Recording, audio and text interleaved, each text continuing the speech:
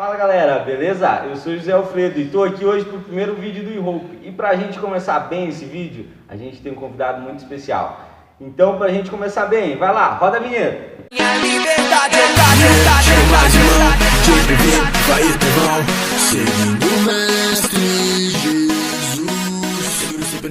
Bom pessoal, e para o nosso primeiro vídeo, eu queria convidar nada mais nada menos que uma pessoa muito importante também para o grupo do eHope, para a nossa igreja, Assembleia de Deus aqui de Salto de Jacuí. Queria convidar esse grande irmão que está aqui presente, Gesiel. Chega mais, Gesiel. Paz, Senhor. Tudo bem? Senhor, José Alfredo. Gesiel, é o seguinte, a gente está aqui no nosso primeiro vídeo, que é com muita alegria que a gente recebe você aqui para inaugurar esse canal. Legal. Gesiel, o grupo se reuniu e fez algumas perguntas, e aí vai algumas perguntas para você. Vamos lá. Pergunta número 1. Por que muitas vezes os inocentes sofrem e os ímpios prosperam? Uau! Vamos começar bem essas perguntas. Começaram bem, né? Será que existe algum inocente na Terra? Eu tinha um colega meu que sempre perguntava isso, né? Por que os justos sofrem, né? Mas ele sempre perguntava, mas existe alguém justo? Quem é inocente? Né? Mas o fato é que a gente tem pessoas, né, que sofrem realmente no mundo e o fato é que um dia o mundo deu alguma coisa errada nele, e isso a gente vê na Bíblia Sagrada, que se chama pecado. O projeto inicial não era as coisas darem errado, mas deu errado. Então, a partir disso, a gente sofre consequências de catástrofes naturais, sofre consequências de pessoas maldosas. Então, inevitavelmente, vai acontecer que pessoas que não mereciam, que são inocentes, vão ser acometidas por alguma maldade, alguma coisa ruim. Um exemplo disso, José, é as catástrofes. Às vezes as pessoas estão lá, não merecem um desabamento, uma enxurrada de água, mas são alvo disso. E por quê? Porque o mundo tem problemas. Alguém causou essas coisas, foi acumulando e fez com que as pessoas ou tiveram que ir para lugares de risco, ou então são pessoas que sofreram a consequência de uma poluição, de coisas assim. Então, as pessoas sofrem porque houve um pecado no mundo, e isso por enquanto não temos ainda como solucionar. Isso é inevitável. É inevitável. Como devemos pedir algo para Deus? Pedindo. Essa pergunta, quando eu li ela, já veio na minha cabeça oração. Eu acho que tu não tem... É um ato de chegar mais perto do Pai orando. Exatamente. E você citou uma coisa interessante, José, chegar perto do Pai. Através de Jesus Cristo, a gente entendeu que agora a gente recebeu o Espírito de chamar Deus de Pai. É uma expressão que está na Bíblia. Nós recebemos o Espírito de chamá-lo de Abba Pai, ou o Paizinho, o Pai querido. Então, a partir de Jesus Cristo, a resposta é só pedir criou mais peso ainda. É só pedir. Antes mesmo de Cristo pisar na terra, os profetas, os juízes, enfim, todos os homens e mulheres de Deus, eles também pediam, simplesmente pediam. Mas depois de Cristo se tornou ainda mais livre ainda, esse caminho de chegar a Deus, a este Pai carinhoso, esse Pai que ama, que cuida, e pedir. Ele vai dar ou não. Isso é com ele. Ele pode não dar o que você pede, porque ele sabe que o que é bom pra gente, né? Às vezes a gente está pedindo coisa que é ruim pra gente. Assim como tem aquele exemplo lá, né, o Pai, o Pai é tão bom que ele não dá se o filho pede um peixe, ele não dá uma serpente. Mas o fato é que a gente tem que lembrar que muitas vezes tem filhos pedindo serpente. E ele não vai dar serpente, ele vai dar um peixe. Não era o que eu queria uma serpente, mas ele sabe que a serpente não ia dar muito certo. Então ele dá um peixe. Deus é bom. Bom, vamos para a pergunta número 3. Como continuar sendo honesto em um mundo tão competitivo? Essa é... Pois é. Hoje o mundo está sendo tão competitivo mesmo, né? Está trazendo nossos jovens para outro lado.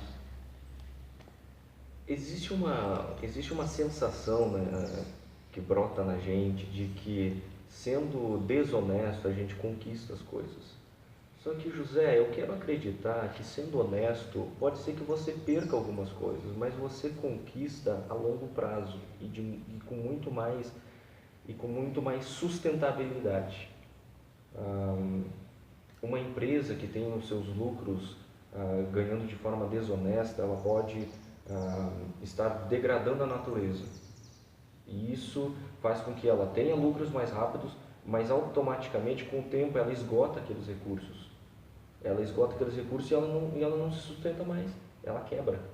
Uma empresa que está cuidando da sua sustentabilidade, está tendo lucros através de lucros honestos, ela tem mais competitividade no futuro. Ela vai conseguir ter mais tempo no mercado do que aquela do desonesto. Uma aplicação mais geral, aquele que rouba uma hora ele é pego. Entende? E aquele que trabalha, não. Aquele que trabalha, ele vai trabalhar a vida inteira, vai ter seus filhos, seus netos, com possibilidade de ajudá-los e, enfim, sempre ter o dinheiro na mão. E o criminoso não. Ele até pode construir uma mansão da noite para o dia, mas uma hora ele é pego, acaba tudo.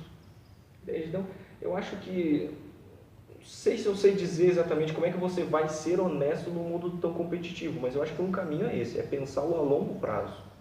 A longo prazo, vai valer a pena você ser desonesto? Eu acredito que a resposta você vai encontrar sempre que é não. É mais viável ser honesto. Tá certo. Por mais difícil que seja, né? Ser honesto, né, se torna mais doloroso, mas a recompensa depois é bem maior. Exatamente.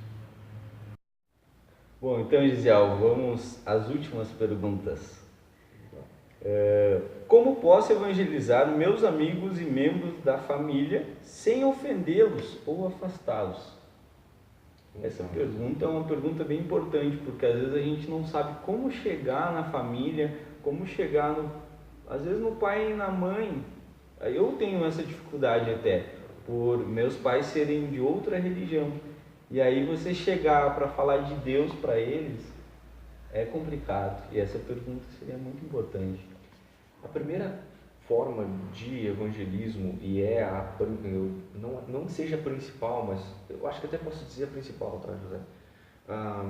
É o testemunho da vida da pessoa, tá? Porque é inevitável alguém olhar para uma pessoa e ver que ela melhorou, que ela corrigiu erros, que ela se tornou uma pessoa mais amável, enfim. É inevitável a pessoa não perguntar, dizendo, o que aconteceu contigo, que tu melhorou.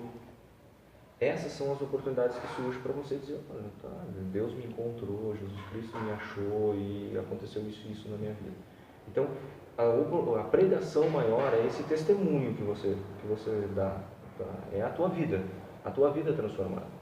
Segundo, a fala, para não ser ofensiva, tu tem que ter em mente, o que tu quer falando do Evangelho? Tu quer convencer aquela pessoa que a tua ideia é mais interessante, a tua crença é mais importante do que a dela? Não, aí tu vai arranjar briga. Então, esqueça isso. Agora, se tu entendeu que o amor de Jesus, ele foi tão grande na tua vida que tu quer compartilhar com os outros, automaticamente a tua postura é de realmente atirar um salva-vida para alguém que está se afogando. Entende? Tu não joga cara da pessoa lá, o salva-vidas, não faz isso, tu tenta ajudar, tu tenta levar até ela sem briga, sem a violência. É a forma, acredito que é isso, o primeiro caminho, é você entender que você está fazendo isso para o bem da pessoa. E uma outra dica, se eu posso dizer isso, é tocar no assunto mesmo. Tá? Tem muita gente que está curioso para saber, já está vendo que você teve a vida transformada, quer saber sobre a tua fé, nada melhor do que tocar no assunto. Dizer, olha, eu conheci Jesus, eu estou estudando a Bíblia, eu estou indo numa igreja e podemos conversar sobre isso? Poxa, ainda mais no Brasil, onde nós vivemos, pessoas gostam de ouvir, de conversar, de ser receptiva. Elas vão ouvir. A questão é que muitas vezes o assunto surge nas discussões. Ah, porque fulano é crente, ele falou tal coisa, o que tu acha disso?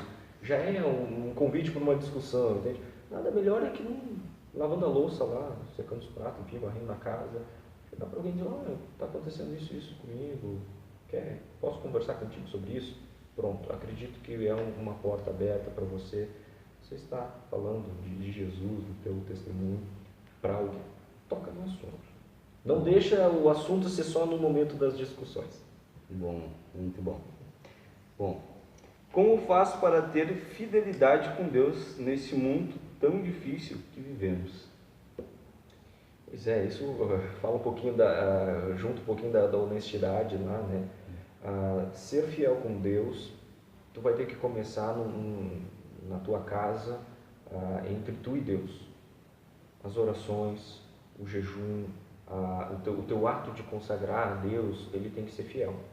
Aquilo que tu promete a Deus, aquilo que tu faz, aquelas conversas com Deus, Deus, eu gostaria de ler mais a Bíblia, ou esse ano, aquelas promessas da virada do ano, né? Esse ano eu vou evangelizar mais.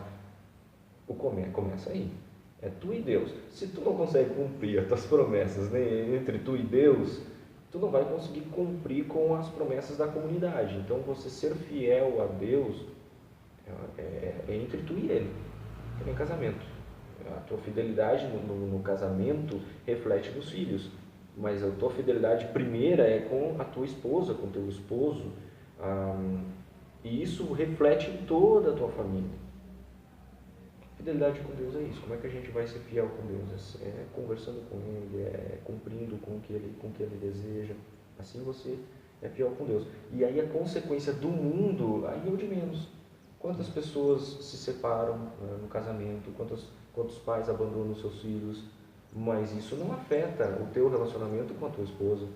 Entende? Então, como é que tu vai ser fiel com a tua esposa, sendo que existem muitos casais que se separam? Sendo fiel com a minha esposa. Eu e ela.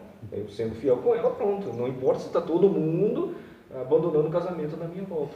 Se você é fiel com Deus, você tem um relacionamento íntimo com Deus, e você é amigo de Deus, não importa se as pessoas estão abandonando Deus à tua volta.